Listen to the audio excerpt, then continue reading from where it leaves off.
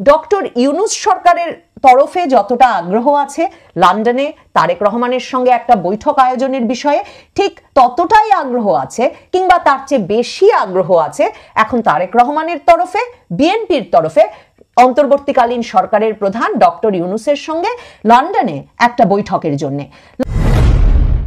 Doctor Mohammad ইউনূসের অন্তর্বর্তীকালীন সরকার বিএনপির তরফে ডিসেম্বরের মধ্যেই নির্বাচন চাই এই নিয়ে বেশি শোরগোল বন্ধ করার একেবারে উপযুক্ত দাওয়াই অর্থাৎ ঔষধ হাতে পেয়ে গেছেন এবং এর ফলে এখন বিএনপিকে উল্টো কি করে আসলে ডক্টর মোহাম্মদ ইউনূস সরকারের সঙ্গে, বিশেষ করে ডক্টর মোহাম্মদ ইউনূসের সঙ্গে সম্পর্কটা আরো কার্যকর, আরো ভালো করা যায় সেদিকে নজর দিতে হচ্ছে।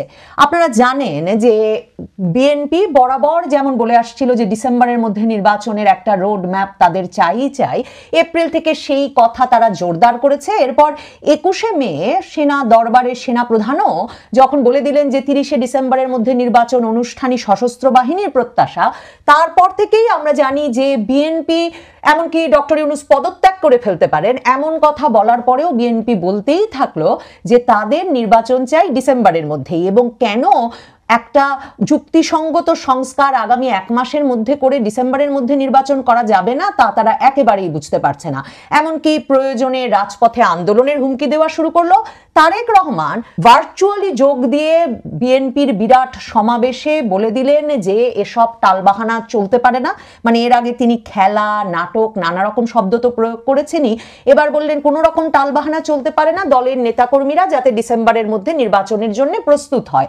এবং তিনি বলে দিলেন যে এই কি এক নাটক শুরু হয়েছে যে কখনো বলা হচ্ছে অল্প সংস্কার চাইলে ডিসেম্বরে, বেশি সংস্কার চাইলে জুনে নির্বাচন, এসব কথাকে শুধু সময় ক্ষেপণের, কাল ক্ষেপণের জন্য অপ্রয়োজনীয় কথা বলে বিএনপি মনে করে। কাজে সরকারের উচিত, ইউনূস সরকারের উচিত কোনো টালবাহানা না করে ডিসেম্বরের মধ্যে নির্বাচন দিয়ে দেওয়া। এবং সালাউদ্দিন আহমেদ বিএনপির স্থায়ী কমিটির সদস্য, তিনি এমনকি ডক্টর ইউনূসের সামনে গিয়ে ঐকমত্য কমিশনের 2য় দফা আলোচনা শুরুর উদ্বোধন দিনেও বলে আসলেন যে আপনি যে জাপানে গিয়ে বলে এসেছেন যে একমাত্র বিএনপি ডিসেম্বরের মধ্যে নির্বাচন চায়, এই কথা খুবই ভুল বলেছেন ডক্টর ইউনূস। বিএনপি কোনো কারণ দেখে না কেন 1 মাসের মধ্যে সংস্কার করে ডিসেম্বরে নির্বাচন দিতে পারবেন না। মানে মনে হচ্ছিল যে বিএনপি এবার আর কিছুতেই ডক্টর ইউনূসের কোনো কথায় বশ মানবে না, কারণ বিএনপি তো বলেও দিয়েছে এমনকি ডক্টর ইউনূস পদত্যাগ করলেও নাকি বিকল্প আছে। এই অবস্থায় ডক্টর ইউনূস সরকার একেবারে মোক্ষম দাওয়াই, মোক্ষম ওষুধ, অস্ত্র পেয়ে গেছেন, যেটা এখন বিএনপির ওপর প্রয়োগ করার ফলে বিএনপিকে নরম হতেই হচ্ছে। 21শে আগস্ট মামলার রায়ে তারেক রহমান, লুৎফুজ্জামান বাবর সহ বিএনপি নেতৃবৃন্দ যে খালাস পেয়েছেন, সেই রায়ের বিরুদ্ধে এখন আপিল করার অনুমোদন পেয়েছে রাষ্ট্রপক্ষ।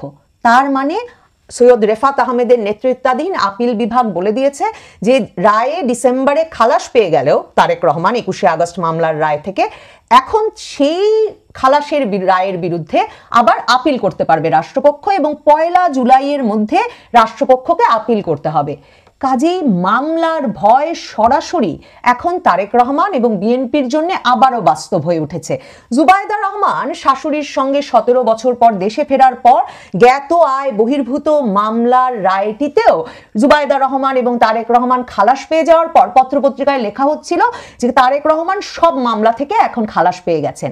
যে মাত্র তিনি সব মামলা থেকে খালাস পেলেন এবং জোরে সোরে জনসভায় বললেন কোনো টালবাহানা নয়, ডিসেম্বরের মধ্যেই নির্বাচন দিতে হবে এবং নেতাকর্মীরা যাতে প্রস্তুত হওয়া শুরু করে, সেই সময়েই সরকার পক্ষ আরেক মামলা, মানে এক গুরুতর মামলা, ভয়াবহ মামলা, 21শে আগস্ট গ্রেনেড হামলা মামলা, সেই মামলার রায়ে যে তারেক রহমানকে ডিসেম্বরে খালাস দিল হাইকোর্ট, তার বিরুদ্ধে এখন আপিল করার অনুমোদন পেয়ে গেল রাষ্ট্রপক্ষ। বুঝতেই পারছেন তারেক রহমান বা বিএনপির কোনো কারণ নেই 21শে আগস্ট গ্রেনেড হামলা মামলা, মানে একে হত্যা মামলা আছে, বিস্ফোরক মামলা আছে, এই সব গুরুতর মামলায় তারেক রহমান আবার জড়িয়ে পড়েন, সেটা আসলে বিএনপি বা তারেক রহমানের জন্য কোনো ভালো কথা নয়। কারণ একবার যদি তিনি আবারও এই রাষ্ট্রপক্ষের আপিল এবং এই আপিল শুনানির ফেরে পড়েন, তাহলে ধরে নেওয়া যায় যে সে মামলার ফেরে হয়তো আগামী নির্বাচন 2026-এর জুনে যদি বা ডক্টর ইউনূস দেন, তাহলেও তারেক রহমান সেই নির্বাচনেও অংশ নিতে পারবেন না। মানে এমন হত্যা মামলা, বিস্ফোরক মামলা ঘাড়ে নিয়ে তারেক রহমানের পক্ষে দেশে ফেরা তো ধরলাম অসম্ভবই, নির্বাচনে অংশ নেওয়াও হবে একেবারেই অসম্ভব। এই অবস্থায় বিএনপির জন্য এখন আসলে ডক্টর ইউনূস সরকারের সঙ্গে আবারও সম্পর্কের উন্নয়ন করা, একটা নরম নরম বিরোধী দল ভূমিকায় যাওয়া ছাড়া তেমন কোনো গতি দেখা যাচ্ছে না। সে কারণেই ডক্টর ইউনূস সরকারের তরফে যতটা আগ্রহ আছে লন্ডনে তারেক রহমানের সঙ্গে একটা বৈঠক আয়োজনের বিষয়ে, ঠিক ততটাই আগ্রহ আছে কিংবা তার চেয়ে বেশি আগ্রহ আছে এখন তারেক রহমানের তরফে, বিএনপির তরফে অন্তর্বর্তীকালীন সরকারের প্রধান ডক্টর ইউনূসের সঙ্গে লন্ডনে একটা বৈঠকের জন্য। লন্ডনে এই বৈঠকটির ব্যবস্থা করবার ক্ষেত্রে বিএনপি আর অন্তর্বর্তীকালীন সরকারের মধ্যে আবার সূত্র হিসাবে কাজ করছেন, বা সে দায়িত্ব ডক্টর ইউনূস কাকে দিয়েছেন? ডক্টর ইউনূস সে দায়িত্ব দিয়েছেন জাতীয় নিরাপত্তা উপদেষ্টা খলিলুর রহমানকে।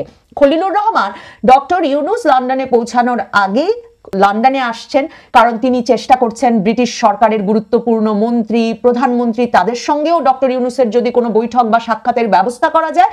এর পাশাপাশি অন্য সব বৈঠকের শিডিউলও ঠিক করছেন এই খলিলুর রহমান। খলিলুর রহমান, আপনাদের মনে থাকবে তার কি নাগরিকত্ব, এই নিয়ে যখন বিএনপি নেতারা জোরে সোরে জোর গলায় বক্তব্য রাখা শুরু করলেন যে কি করে জাতীয় নিরাপত্তা উপদেষ্টার মতো একটা স্পর্শকাতর পদে ডক্টর ইউনূস একজন বিদেশি নাগরিককে নিয়োগ দিলেন, সেই অভিযোগের মুখে খলিলুর রহমান সংবাদ সম্মেলনে এসে বললেন তিনি যদি বিদেশি নাগরিক হন তাহলে মনে রাখতে হবে তারেক রহমানও বিদেশি নাগরিক। এরপর বিএনপি কিন্তু একেবারে বিবৃতি দিয়ে দলীয় অবস্থান নিয়ে খলিলুর রহমানের পদত্যাগ দাবি করেছিল। এমনকি ডক্টর ইউনূসের সঙ্গে সাক্ষাতের সময়ও গিয়ে তারা বলে এসেছিল খলিলুর রহমান, আসিফ মাহমুদ সজীব ভুইয়া আর মাহফুজ আলম এই তিনজন যাতে পদত্যাগ করেন অন্তর্বর্তীকালীন সরকারের উপদেষ্টা পরিষদের থেকে, কারণ এদের নিয়ে বিএনপির আপত্তি আছে, এরা থাকার ফলে সরকার নিরপেক্ষতা হারাচ্ছে। সেই খলিলুর রহমানের সঙ্গেই এখন দেন দরবার করে বিএনপিকে তারেক রহমানের সঙ্গে ডক্টর ইউনূসের বৈঠকের ব্যবস্থা করতে হবে লন্ডনে। ডক্টর ইউনূসের জন্য এই বৈঠক হবে দারুণ এক বিজয়, কারণ যখন মনে হচ্ছে বিএনপি রীতিমতো একটা এক দফা এক দাবির আন্দোলনে চলে গেছে যে ডক্টর ইউনূস থাকলে তাদের কোনো আপত্তি নাই, কিন্তু ডিসেম্বরের পরে নির্বাচন নেওয়া যাবে না, এমন একটা শক্ত অবস্থানে যখন বিএনপির নেতৃত্বকে খুব স্পষ্ট ভাষায় বক্তব্য রাখতে দেখা যাচ্ছে, বেশ জোরদার বক্তব্য রাখছেন তারেক রহমানও ভার্চুয়ালি, সেই অবস্থায় ডক্টর ইউনূসের সঙ্গে লন্ডনে সাক্ষাৎ করাতে যদি বিএনপির ভারপ্রাপ্ত চেয়ারম্যান তারেক রহমানকে নিয়ে আসা যায়, বুঝতেই পারছেন তারেক রহমান আর ইউনূসের এই বৈঠক এটাই প্রমাণ করবে যে দুই পক্ষ একটা বোঝাপড়ার মধ্যে আছে, দুই পক্ষের মধ্যে কোনো দূরত্ব নেই। বিএনপির শীর্ষ নেতৃত্বের সঙ্গে ডক্টর ইউনূসের এই বৈঠকটি এই সময়ে, এই যে বিএনপি সহ আন্দালিব রহমান পার্থ, নুরুল হক নুরু, মাহমুদুর রহমান মান্নারা মিলে যে একটা জোরদার জোট গঠনের ইঙ্গিত দিচ্ছিলেন সভা সমাবেশ করে একসঙ্গে, সেই জোরদার সম্ভাবনা থেকে বাংলাদেশের রাজনীতি আবার কিছুদিনের জন্য সরে যাবে। মানে বাংলাদেশের রাজনীতিতে সেই 2007 মানে 1/11 পর থেকেই আসলে অত্যন্ত গুরুত্বপূর্ণ ভূমিকা রাখছে বিএনপির চেয়ারপারসন এবং ভারপ্রাপ্ত চেয়ারম্যান তারেক রহমানের বিরুদ্ধের মামলাগুলো। এই মামলাগুলো কখন কিভাবে চলে, কোন মামলার কখন জামিন হয়, কোন মামলার কখন আপিল করা যায়, সেই আপিল আবেদনের শুনানি কবে অনুষ্ঠিত হতে পারে, এই প্রত্যেকটি বিষয় বাংলাদেশে আসলে রাজনীতির গতি প্রকৃতি নির্ণয় করে এসেছে সেই 1/11 সরকারের আমল থেকে।